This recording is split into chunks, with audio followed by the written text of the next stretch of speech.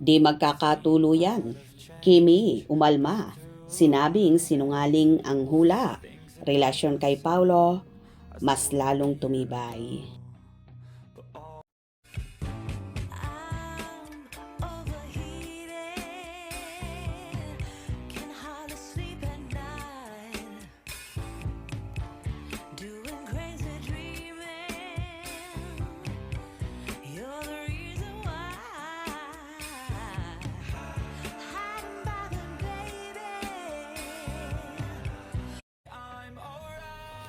Pumalag si Kim Chiu sa hula sa kanya na hindi maganda at nakakatakot.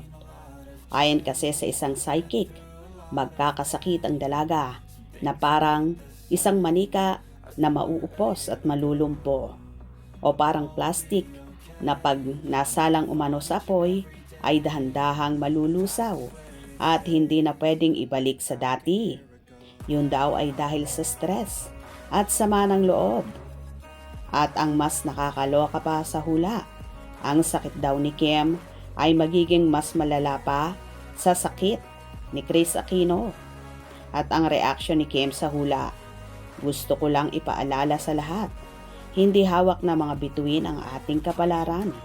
Gabay lamang ito, mayroon tayong free will, kaya sundin natin ito. Sinabi rin ng collab team ni Paolo Abilino na minsan ay sinungaling ang hula.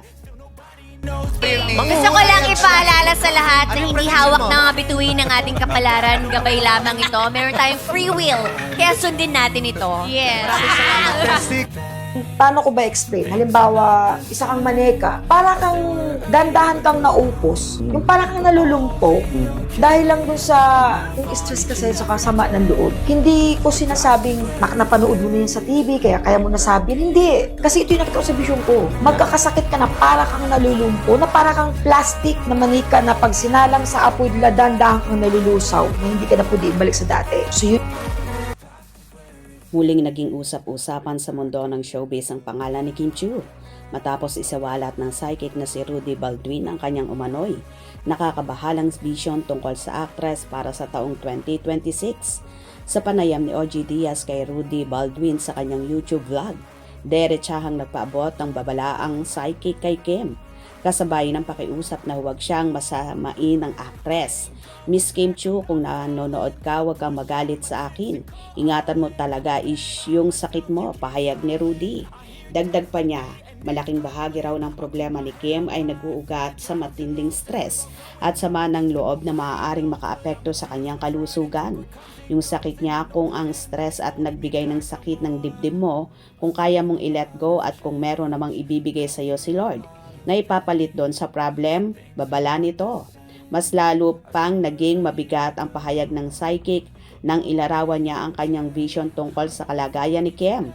Kasi para siyang manikang dahan-dahang nauupos na parang nalulumpo dahil sa stress at sama ng loob, say pa ni Rudy. Hindi pa rito nagtapos ang babala ni Rudy ayon sa kanya. Posibleng humantong sa seryosong karamdaman ang dinaranas ng actress kung hindi ito maaagapan. Magkakasakit siya na parang nalulumpo o parang plastic. Pag nasalang sa apoy ay dahan-dahang nalulusaw at hindi na pwedeng ibalik sa dati. Saad niya, mariinding payo ng psychic kay Kim ang matutong magpakawala ng bigat sa puso. So yun ang iningatan niya.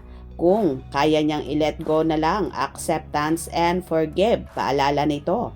Ayon sa interpretasyon ni Rudy, may kaugnayan umano ang vision niya sa kasalukuyang problemang kinakaharap ni Kim laban sa kanyang ate Lakam na nauwi na sa usaping legal at sinasabing nagdulot ng matinding emosyonal na stress sa actress. Well, hindi na nga nakapalagpas si Kimi at talagang nagpasaring din siya at umalma sa sinabing hula ni Rudy Baldwin. At may sinabi nga si Chinita Princess na ikinatuwa na lang ng mga co-host at ganun din ng kanyang fanny kung saan kinokontra niya ang mga hulang ito sa kanya ni Rudy Baldwin. Tama yan, Kimi. Hope you enjoyed. Please subscribe for more info.